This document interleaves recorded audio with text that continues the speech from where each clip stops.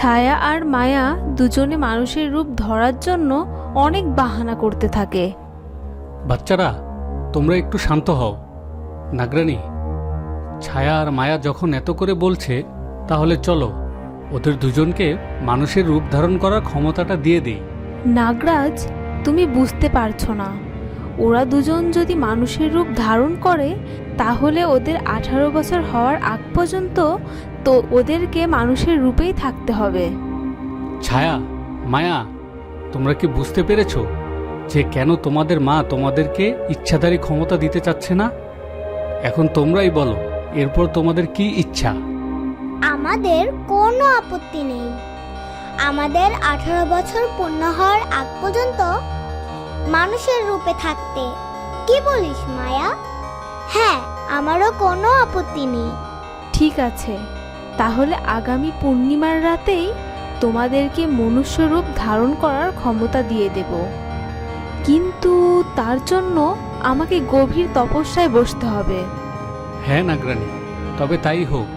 তুমি আমাদের দুই কন্যার মনের আশা পূরণ করো। বেশ রাত হয়ে যায়, কবির ঘুমিয়ে পড়ে, কিন্তু কবিরের স্ত্রীর চোখে ঘুম আসে না। সীমা সব সময় মনমরা হয়ে থাকে আর সে বিধাতার কাছে প্রার্থনা করে একটি সন্তানের জন্য। বিধাতা, আমার জানা মতে আমি তো কখনোই কোনো পাপ করিনি, তাহলে কেন কেন তুমি আমাকে এত বড় শাস্তি দিচ্ছ?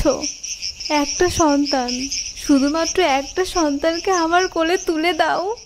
আমি যে আর এভাবে শূন্য কোল নিয়ে বেঁচে থাকতে পারবো না।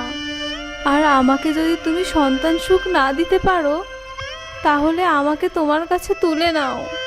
এই বলে সীমা অনেক কাঁদতে থাকে, আর সীমার কান্না শুনে কবিরের ঘুম ভেঙে যায়। কবির সীমার কাছে এগিয়ে আসে।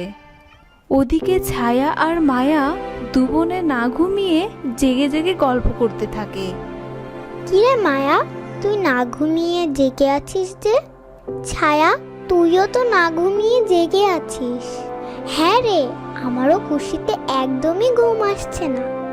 আমারও তো একই ব্যাপার। জন্মের পর থেকে আমাদের এখন 5 বছর বয়স, আর আমরা এতদিন এই সাপের রূপেই নিজেকে দেখেছি। দুজনে মানুষের রূপে দেখতে কেমন তা জানি না, আর আমরা তো এই পূর্ণিমা তিথিতেই মানুষের রূপে আসব, এটা ভেবে আমার খুব খুশি লাগছে। ঠিক বলেছিস মায়া। আর তাছাড়া আর 2 দিন পরেই তো সেই কাঙ্ক্ষিত পূর্ণিমা তিথি। আমাদের আর বেশি দিন অপেক্ষা করতে হবে না। হ্যাঁ হ্যাঁ, ঠিকই বলেছিস।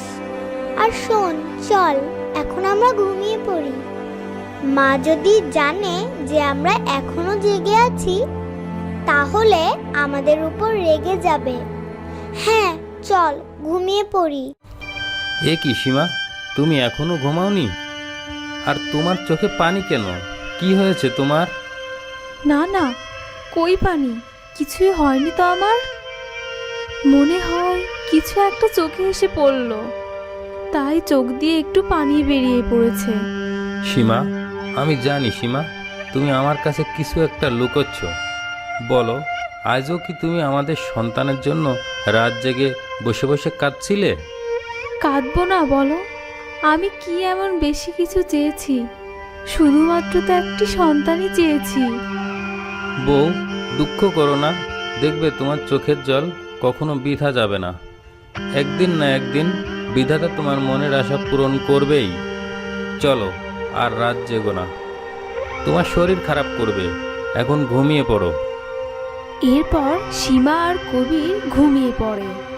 হঠাৎ করে সীমা একটি স্বপ্ন দেখতে পায়। সীমা দেখতে পায় যে একটি জঙ্গলের মধ্য দিয়ে সে হাঁটছে। তখনই সে একটি বাচ্চা মেয়ের কান্নার আওয়াজ শুনতে পায়। মা, মা, আমি তোমার কাছে যেতে চাই মা। আমাকে তোমার কাছে নিয়ে যাও মা। মনে হচ্ছে আমাকে কেউ মা মা বলে ডাকছে।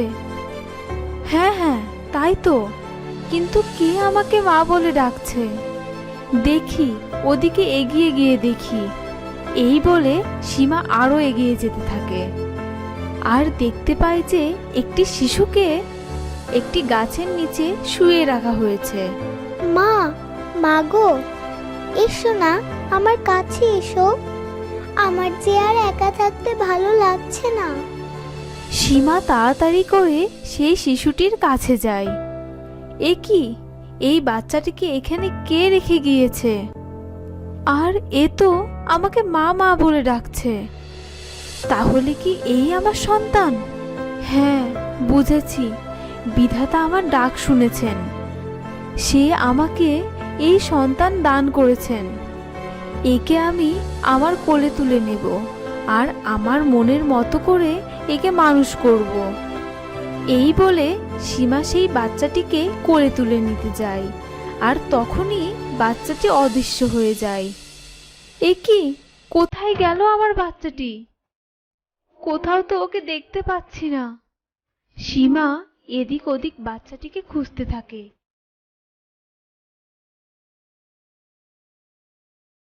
কিন্তু কোথাও সে বাচ্চাটিকে খুঁজে পায় না।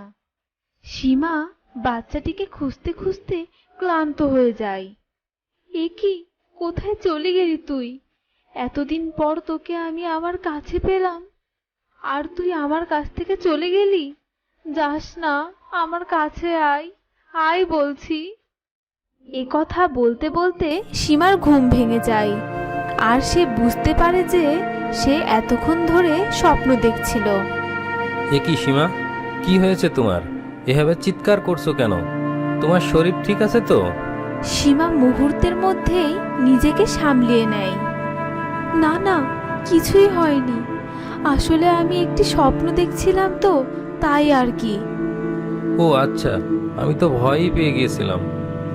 এরপর দেখতে দেখতে 2 দিন পার হয়ে যায় আর সেই পূর্ণিমার তিথি চলে আসে।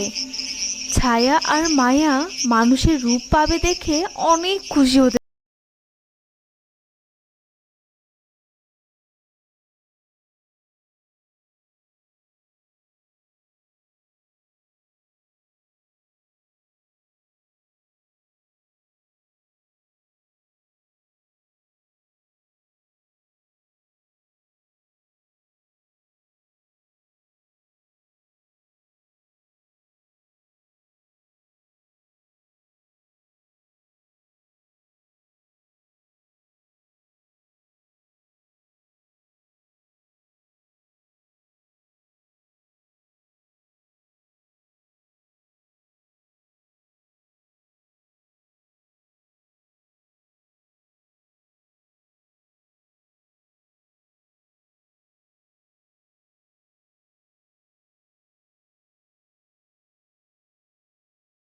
চল চল। এই বলে ছায়া আর মায়া নাগরানীর কাছে এগিয়ে যায়। মা, আমরা দুজনেই তৈরি। ঠিক আছে, তোমরা দুজনে চুপচাপ দাঁড়াও এখানে। এই বলে নাগরানী তার চোখ বন্ধ করে। তো বন্ধুরা, তাহলে কি সত্যি সত্যি ছায়া আর মায়া মানুষের রূপে আসবে? আর কেমন হবে তাদের মনুষ্য রূপ, সেটা জানবো আমরা দুই নাগিনের পরবর্তী পর্বে। আর আজকের ভিডিওটি ভালো লাগলে সাবস্ক্রাইব করে দিও। ধন্যবাদ।